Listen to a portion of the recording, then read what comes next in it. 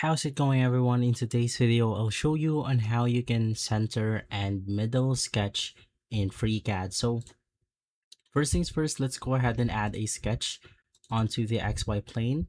And from here, I'm just going to draw a simple square.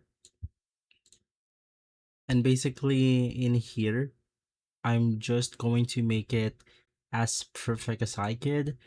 Maybe for this one, let's go ahead and put something like 40 millimeters, and same thing with the other side. Now that we have this perfect box, let's now draw a circle outside, which is going to be maybe right here. And then for the circle, let's do something like 10, or let's increase it a little bit. Maybe let's do something like 30, which will then look something like this. And then you want to use the constraint symmetric option. So with this one, it's going to be extremely simple. So we are referring to this endpoint right here to the other endpoint of our square, and we are going to use our circle.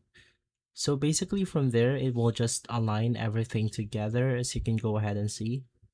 And that's how simple it is. If this video has been helpful, leave a like, subscribe, and follow us for more videos like this. Thanks for watching.